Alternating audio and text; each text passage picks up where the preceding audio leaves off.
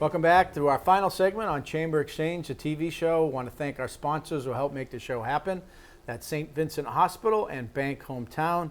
Very pleased to have with us in this final segment Dr. Sheri McLean Williams, who is the founder and CEO of McLean Coaching and Consulting, LLC.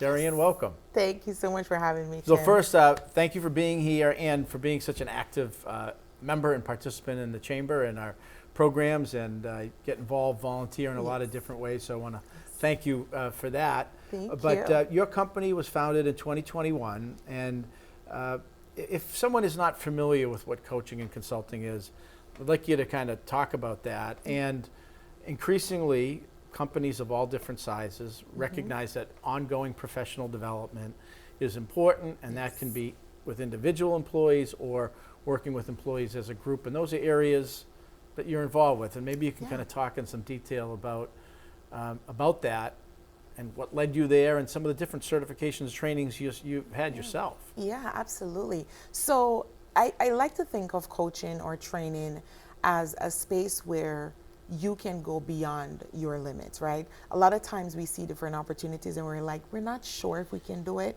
or an organization is looking as if they need to scale, or if they need to be like improvements in their leadership. And so coaching and leadership development is one way that you can do that. Now, one of the first questions that I like to ask is, are you ready to be trained or coached?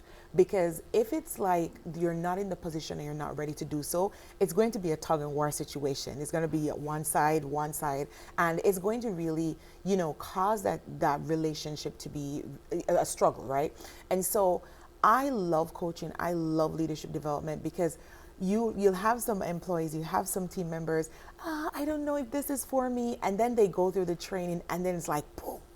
And they get the revelation, they see the improvements, but there has to be that willing portion of it. So me coming into coaching and leadership development is something that I've been doing for over 13 years. So the mindset is really important. The mindset is so important.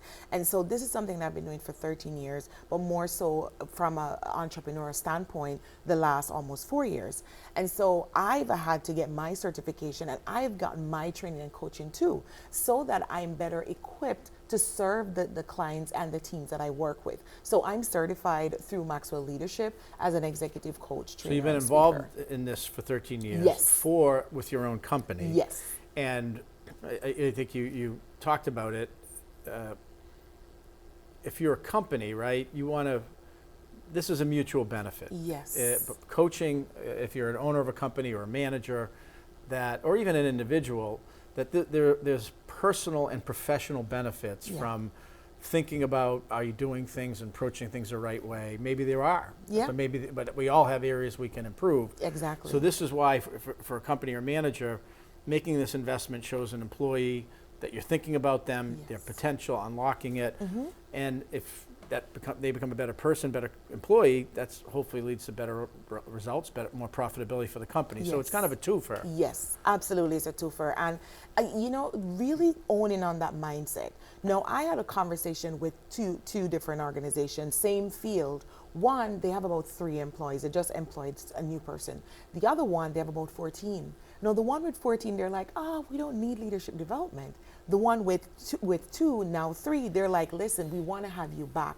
So you have to be in that mindset and mind frame to know that this is going to be a mutual beneficial relationship. It is not going to only improve you, but it's going to improve your team and your organization to only strive to do better, to only push farther, and to really set yourself apart from other organizations. Right. And so, people think of coaching, a lot of times they think of athletics, right? Yes. And so there's training involved. Coaches have different philosophies. They talk about in sports coaching trees. Yeah. Who came from the Bill Parcells or Bill Belichick, or who came from Vince Lombardi or Red Auerbach. I mean, we can go on all day. And that usually is a philosophy. There's an approach to the game.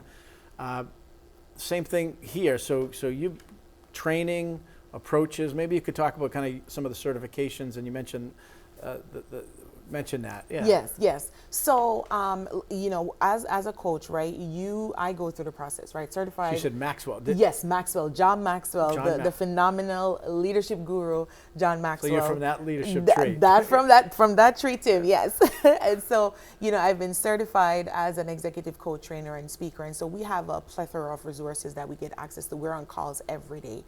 We have Facebook groups, support groups. We can, you know, send, you know, items to the VP. The VP will review it for us, send it back. So these are different level of support systems that we have, and that allows me to do different training for others, training in communication, team building, high performance teams, leading through change, you know, the four C's of culture change. So these are different things that I'm able to bring to organizations and said, hey, this is something that can really level up your team and really improve performance of your team. Right. So it sounds like you've worked with in both different roles now with your company, Yes. nonprofits, Yes. businesses of different sizes, and with that, I mean, part of as a business yourself, you're trying to get the word out, let people know the benefits of this, meet, network, and I know you're involved with a couple events, one of which you help lead and put together. Yes. And that's called Live to Lead. Oh my gosh. Live yes. to Lead Worcester.